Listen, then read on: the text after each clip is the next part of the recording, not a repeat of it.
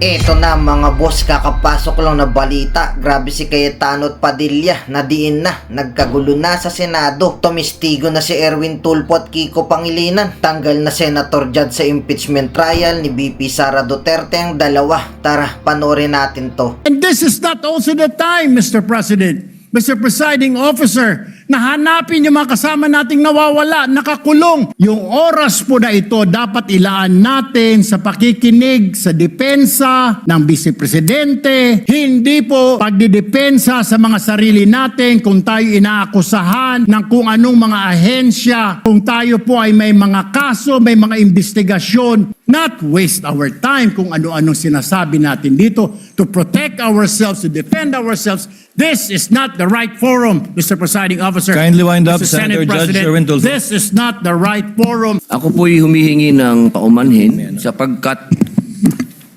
dito pong nakaraang linggo, lumabas po sa mga balita na may aligasyon na ako daw po ay hindi sumusunod sa batas. Ito po ay nakalulungkot para sa isang senador, sa isang senator judge, ang masabihan na hindi sumusunod sa batas. Samantalang nung tayo po ay merong mahal na saksi dito, pinaalala po natin sa kanya na harapin ang batas. Noong nakaraang linggo, ang atin pong kaibigan na ombudsman, ang sinabi po ng mahal na ombudsman na ako daw po ay hindi sumunod sa kanilang pasabi na mag-file ng aking counter affidavit. Nakakalungkot po ito sapagkat hindi po ito totoo. Inaamin ko po sa inyo kung ICC lang, hindi po talaga ako susunod. Hindi ako magpapasakop sa ICC. Pero dahil ginagalang ko po ang ombudsman, dahil siya po ay aking kaibigan na itinuturing, dahil nagkaroon na po kami ng napakahabang kwentuhan sa aking opisina nung siya po ay kalihim ng hustisya, nag-file po kami. Ito po, hawak ko po ang original. Dahil sa akin po, importante ang original. Ito po ang original, nakalagay po dito. Nag-file ako. Nakalulungkot po na pati ang media ay nakikisama sa ganitong klaseng propaganda na ang isang senador ay hindi sumusunod sa batas. Isang senator judge. Ito po, maaari ko po kayong bigyan ng kopya, mga mahal kong kasama, para mapatunayan na hindi ko po kayo ilalagay sa kahihiyan. Ako po ay nag-submit ng aking counter affidavit. At ganun din po, humihiling din po ako sa aking mga kasama, lalong-lalo na po sa aking kaibigan, Ginoong Pangulo, na sa mga ganitong pagkakataon, hinihingi ko po na tulungan din po ninyo kami. Na maipaliwanag din po namin sa media na meron din po kaming mga pagkakataon na ipagtanggol din ang aming sarili at kami wag husgahang kagad na kami hindi sumusunod sa batas. Yun lamang po, Ginoong Pangulo at tagapangulong hukom. Maraming salamat. Senators Erwin Tulfo, Senator Judge Alan Cayetano, thereafter Senator Judge Tito Soto are recognized. What is your pleasure, Senator Judge Erwin Tulfo? Mr. Presiding Officer, Senate President, ladies and gentlemen, this impeachment court was established to try the Vice President of the Republic. Ang punto ko po rito, kasi napapansin ko po ilang araw na nagagamit po natin ang impeachment court, ang oras po ng impeachment court sa pagpapaliwanag. Naintindihan ko po ang posisyon ng aking kaibigan, si Senador Robin Padilla, yung kanya pong frustrations. Pero gusto ko lang po sana ipaalala sa ating presiding officer, sa ating pong Senate President, at matanong ano po ba ang ating ginagamit na rules ngayon. Pwede po ba yung mga problema po labas sa impeachment court na ito o labas sa kaso ng Vice President ay dadalhin natin dito? Di po ba ang korte na ito na itatag para po sana kay Vice President at kay Vice President lamang? Mga ebidensya, mga testimonya, mga pahayag patungkol lamang po sana sa impeachment ng Vice President. Kasi dito pong mga nagdaang araw, Mr. Presiding Officer, Senate President, mga kasama, napansin ko po na nagagamit ang oras po ng impeachment court sa pagtatanggol po ng mga nakaraang araw ng sarili ng ilan sa mga kasamahan natin sa mga akusasyon. This is not the right forum and the right venue and not the right time to explain your situation. Kung gusto po ninyong mag-eksplika ng inyong mga saloobin, problema, maaari naman po ninyong gawin yan sa labas po ng oras ng impeachment court. Maaari pong sa press conference, nandyan naman po ang Senate media. Anytime po, nandun sila sa Senate briefing room, press briefing room. Maaari din po sa Facebook o sa YouTube magpaliwanag. Huwag po nating gamitin ang oras ng impeachment court sa pagpapaliwanag o sa pagtatanggol ng ating mga sarili simula pa po noong nakaraang linggo. Because the time we waste here to defend ourselves, defend what we believe or what have you, is an injustice to the Vice President. Yung oras po na ito dapat ilaan natin sa pakikinig sa depensa ng Vice Presidente, sa mga akusasyon laban sa Vice Presidente, hindi po pagdidepensa sa mga sarili natin kung tayo inaakusahan ng kung anong mga ahensya, kung tayo po ay may mga kaso, may mga investigasyon. This is not the right forum, Mr. Presiding Officer, Mr. President, Senate President. This is not the right place. This court was established, was created, the impeachment court, for the Vice President and Vice President only. This should be her time. This should be her forum, not our forum here na ilabas natin ang saloobin natin, mga sagot natin sa mga akusasyon, mga kaso laban sa atin. And this is not also the time, Mr. President, Mr. Presiding Officer, na hanapin yung mga kasama nating nawawala, nakakulong, dapat po doon sa Senado natin, sa sesyon natin, and not here in this court, Mr. Presiding Officer, Mr. Senate President. Kaya pakiusap ko lamang po sana sa ating mahal na Presiding Officer and Senate President, let us follow the rules. May rules ho tayo. Kung hindi naman ho patungkol sa Vice President na sasabihin natin, hindi naman po patungkol sa depensa o prosekusyon ng Vice Presidente natin, then wag na ho natin payagan na magsalita pa po dito because nasasayang. Because every minute, every hour that we waste away from the defense or from the prosecution of the case of the Vice President, it is injustice. It is called injustice to the Vice President, to her family, yung anguish, yung kanyang sama ng loob, yung oras na nakabinbin ang kaso na ito. Let us do this impeachment trial as quickly as possible. If we have to clear the Vice President, then let's clear her. If we have to prosecute, then prosecute her with the evidence kung meron. Not waste our time kung ano-ano sinasabi natin dito to protect ourselves, to defend ourselves. This is not the right forum, Mr. Presiding Officer. Kindly wind up, Mr. Senator Senate Judge President. Erwin Tulfo. This is not the right forum for us to defend ourselves. Bring it somewhere else. Bring it to the press. Bring it to the social media, but not here. Thank you, Mr. President. The remarks of the gentleman are noted. Earlier, Senator Judge Alan asked to be recognized. Are you yielding in favor of Senator Judge Padilla? And thereafter, Senator Judge Soto. Thereafter, Senator Judge Thank you, Padilla, Mr. before the Presiding chair Officer. makes a ruling on the matter. Yes, Senator Judge Alan Cayetano is recognized. Thank you. I'm happy. You may proceed, sir. I'm happy I finally heard Senator Judge Erwin Tulfo is concerned about the justice or injustice to Vice President Sara. That's good news. Regarding the waste of time here, sabi ni Senator Joker Arroyo, it is useless to argue a legal point with a non-lawyer.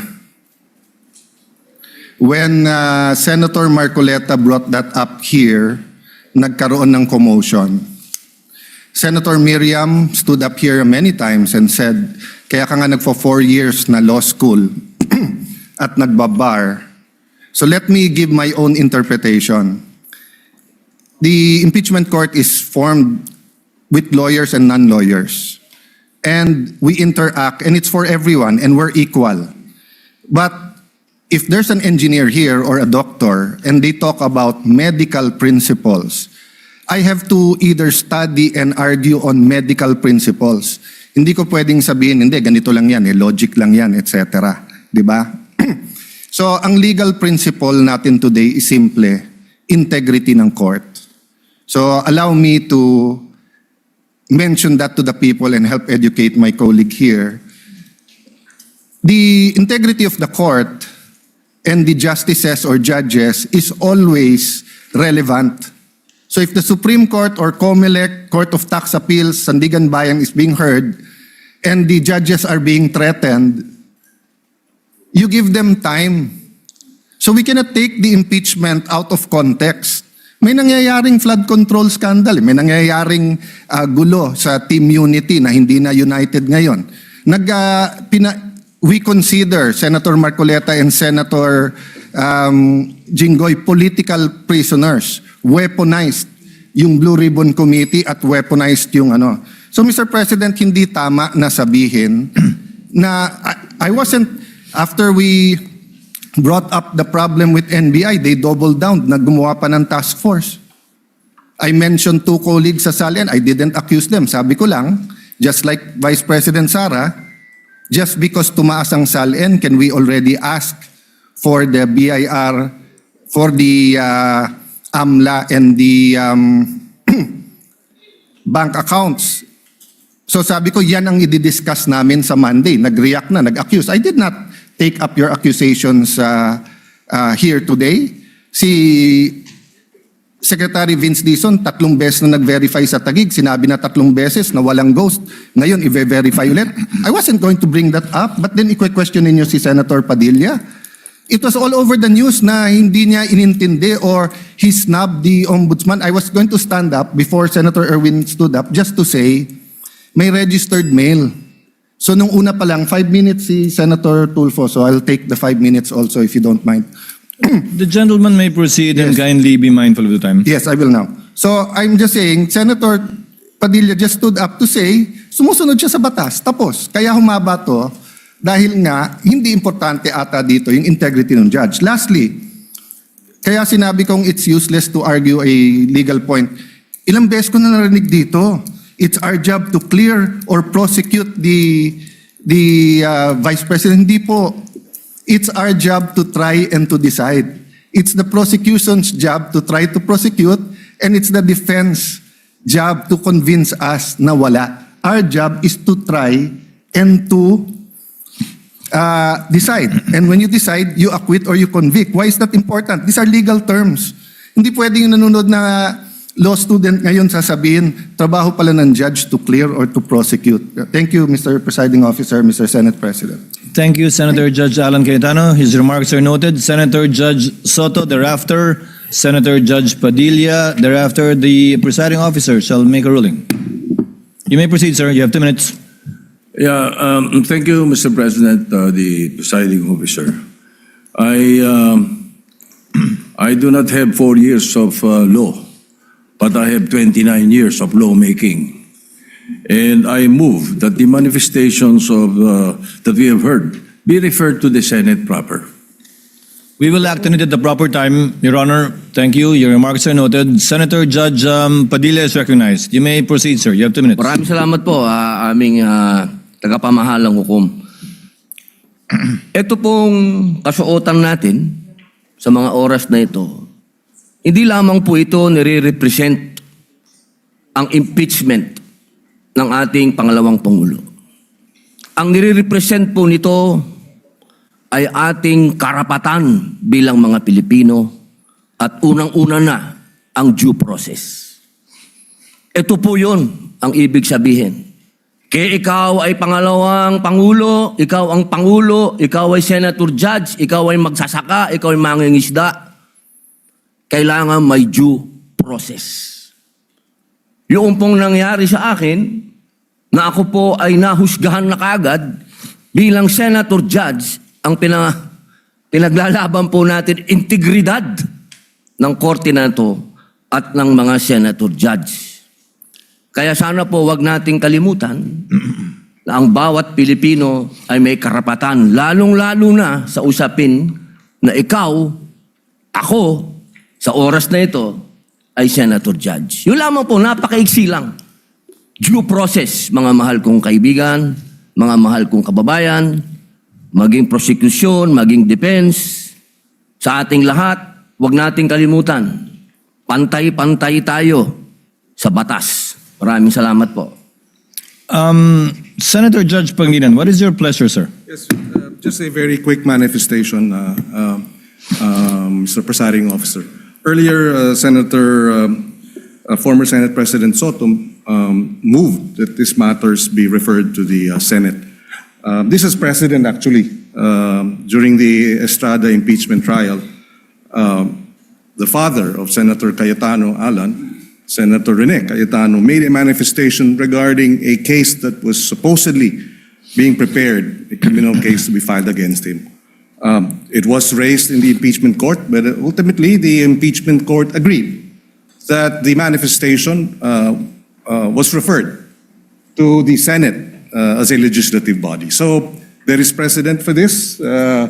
Yes, the court allowed then Senator Rene Cayetano to make his manifestation, but eventually it was resolved that the matter be referred to the Senate as a legislative body. So we share. We move for the previous. Yes, we move. We call for the previous question, Mr. President. Senator Judge Cayetano? I think the presiding officer ruled that we will take it up later on, but if Senator Judge Pangilinan will insist, then I have to object on a point of order. Rule 6 says, the last part, the provisions of the rules of the Senate and the revised rules of court shall apply suppletory whenever applicable. And in the rules of the Senate, whenever the senator feels threatened or anything happens, whether pinatayan ng aircon, whether may nakatutok na barel or sinaran ng pinto, he can rise on a point of personal and collective privilege. We didn't do that para umikli. Now, if we're going to argue today rather than ask them about due process with a simple manifestation from Senator Padilla na hindi totoong binabastos o binabaliwala ang ombudsman, registered mail lang kaya hindi pa nadagdag. So, hindi kami ang nagwe-waste ng time. We can have a caucus, we can talk about it. You wanna debate that now? With the permission of Senator Judge Pangilinan, to abbreviate the proceedings, May I just, Mr. President, because I was alluded to, Mr. President. May I just very quickly, Mr. President, Rule 6 on. you may proceed, sir. Thank you, Mr. President. Rule 6 of our impeachment rules, Mr. President, which was quoted by Senator Cayetano as being suppletory. Mr. President, that refers to evidence, rulings on evidence in the impeachment trial. It does not refer to privileged speeches. Therefore, the suppletory nature of the rules of court, as well as the Senate rules, refer to matters pertaining to evidence and no other, Mr. President. But in the spirit of liberality, we will allow that. That's precisely why we did not object when he spoke last week. But let us not abuse the liberality of this court, Mr. President. With the permission of Senator Judge Tulfo Erwin, the chair will make a ruling because I believe it is also his position not to prolong this matter in discussing collateral matters not pertaining to the articles of impeachment that we are hearing and trying before the impeachment court. The chair rules that the manifestation of Senator Judge Padilla shall remain in the records.